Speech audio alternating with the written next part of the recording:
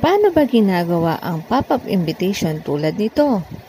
Dahil magba-birthday na si Ken, gagawa tayo ng pop-up invitation niya at ang themes ay pang summer. Pwede nyo po itong maging services sa inyong mga printing business at pwede nyong pagkakitaan.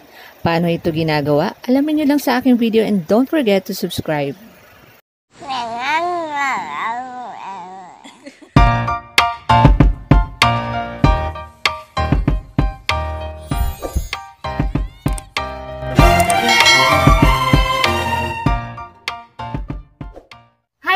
Kabida, magandang araw po sa inyong lahat and welcome to my channel. Nandito po ang aking dada at ang aming baby na si Baby Ken. Dahil po in today's video, papakita namin at ituro sa inyo kasi nga magwa 1 year old na po ang baby ko or gagawa po ako ng invitation niya. So ayan na nga. Kung nakita niyo po yung in-upload ko nung nakaraan, yun po yung sa summer picture niya. So yun po yung magiging team namin. O team niya sa birthday niya. Ayan. So, gagawa po tayo ng invitation na naayon sa kanyang team. Ito nga po yung summer. Ayan. Ito po yung klase ng invitation na gagawin natin. Ayan. Kung nakikita niyo. Ayan siya. So, makulit po ang aking baby kasama ng dada niya. So, ito po yun. Yung invitation. So, pag inopen po natin siya, ang tawag po nito ay pop-up invitation. So, pag in-open natin siya, ayan. Ito yung lalabas. Ayan. So, pop-up invitation. Ayan. Yun yung ginawa natin. O, ginawa ko sa invitation ni Ken. Paano ba ginagawa yung mga ganito? Ano ba yung mga materials na gagamitin natin para makagawa po ng mga ganitong invitation? Ito po ay madali lang ginagawa. So, pwede siyang DIY po talaga. So, makakamura. Pwede nyo pampenta. Gawin para po sa mga event ng inyong mga anak. Ayan. So, yun na nga kabida. Ayan. Yan natin yung dalawang mag-ama ko dyan. At naglalaro. Uy, ang ingay. So, ano nga po ba yung mga materials na gagamitin natin? So, panoorin nyo po ito. So, ito po yung mga materials na gagamitin natin. Ito po yung ating design na pinrint ko sa photo paper na back to back. Ayan po yung itsura niya.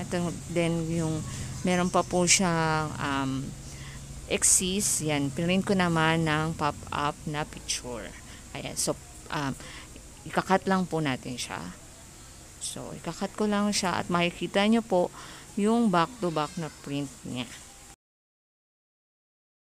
So, ayan kabida ang itsura niya, back and front. Ayan. So, yan. And then naman, ito naman po yung ating A4 size na pinrint ko naman yung pinakababa ng watermelon. Diba? Green nga po yun. So, kinorte ko lang po siya na ganyan. And then, ito po yung sticker naman na sa A4 din na red. So, ito na po yung mga materials natin.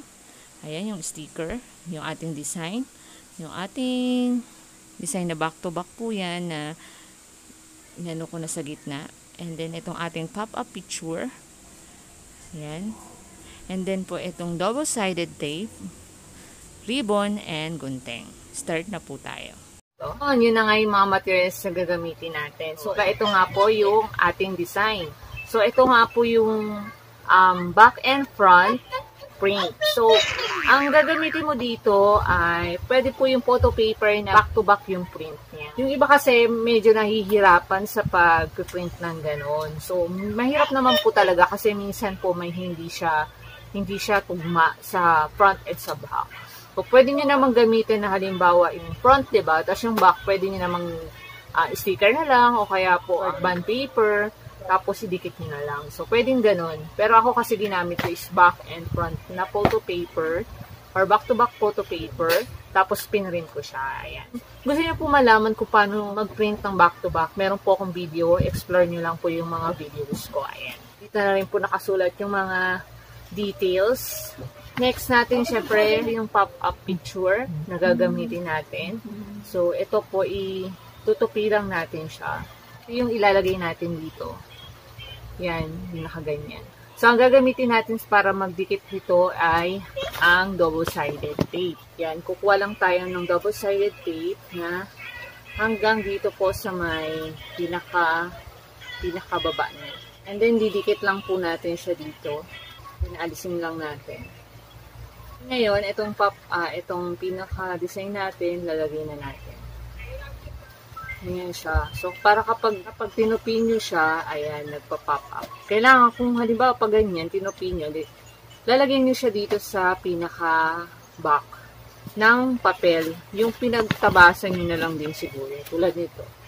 Ayan. So, igaganito nyo lang po yan. So, lalagyan natin ng double-sided dito. Yan lang natin double-sided saka dito. So, lagyan natin siya sa pinakalikod. Ayan. Tapos, ididikit dito. Ayan, ganyan. So, para pag ginanon mo siya at ganyan, sumama po. Sumasamas pa tayo. So, pop up siya. And then, after nyan, para maging watermelon talaga siya, kung pinakita ko nga po na mga materials, ito din. So, ito. Yung tinrain po yan sa isang buong photo paper din, tapos hinugis ko lang siya na ganito.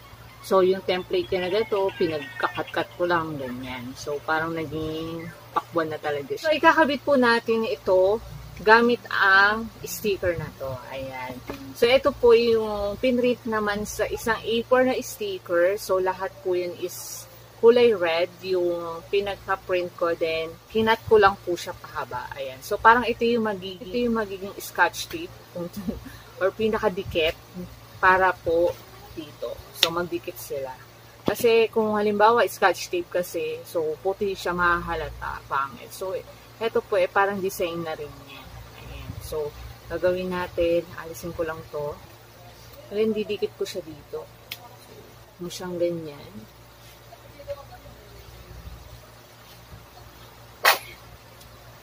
Hanggang dulo. Then, ikakat lang natin yung excess. So, ganito yung mangyayari. So, ganyan siya. Kalahati yung dikit. Para itong kalahati, didikit naman natin dito.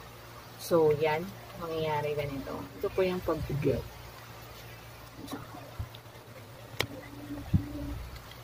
Yan. Ayan. Kapag may excess siya, cut nyo na lang po. So, busy-busy yung anak ko. Cut nyo na lang. Ayan. So, para po hanggang dito siya. So, ganito po yung magiging itsura sa loob. Ayan. Diba?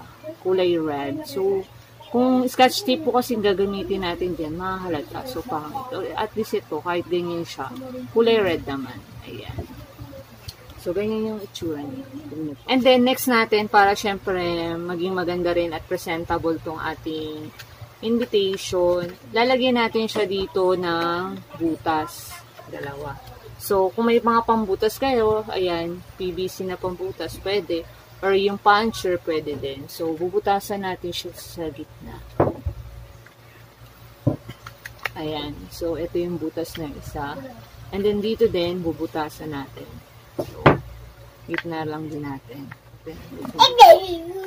Ano sasabihin mo sa kanila, baby? Kasi mag-ano ka na, mag-1 year old ka na.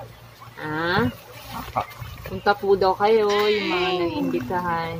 Pag nabutasan na natin ng bawat isa, ito naman lalagay natin ng ribbon. So, ngayon, pag nalagay natin dyan, buhol. Ito, buhol. And then, pag nabuhol na yung isa na yan, cut ko muna. Nakasing laki. Ano bang purpose ba't binuhol ko na siya? Para kapag open, hindi matanggal yung mismo ribbon. Ayan. So, and basok natin to siya pag ganito. So, and then, yan. Then, ngayon, i-ribbon na natin. So, ganyan lang siya kabida. So, depende po sa teams ninyo. Pwede nyo naman kayo gumawa siguro araw, or yung mga teams ninyo na Hello Kitty, Barbie, mga ganon. So, depende sa team ninyo. Dari lang po yung basta kortehin nyo lang po. So, anong korte na gusto niyo? So, tulad nga ng dito nga po sa invitation ng baby ko is watermelon. Ayan, pang summer. So, ito yung ginawa ko. Ayan. So, paano ba siya ini-edit? Siguro po sa next video, tuturo ko sa inyo kung paano siya ini-edit, kung anong template, or kung paano yung anong mga size ang pwede niyan. Ayan. Ito na yung finished product natin. So, pag in-open natin siya, open lang din yan. Ayan. So, magpa-pop up siya. Ayan. Pag inyong in-open. Ayan. So, ayun yung mga nakalagay.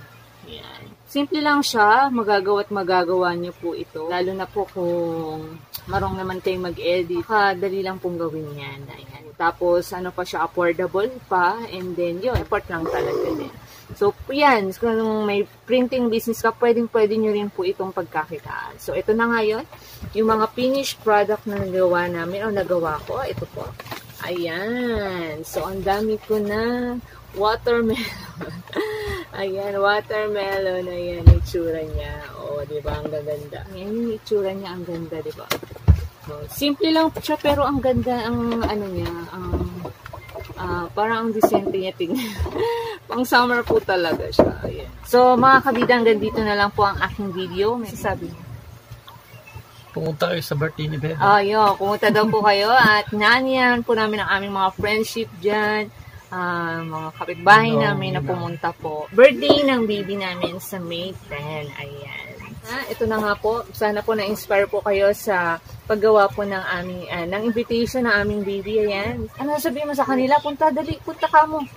Punta po kayo sa aking birthday sa May 10. Hello na. Hello ko sa kanila. Yan o.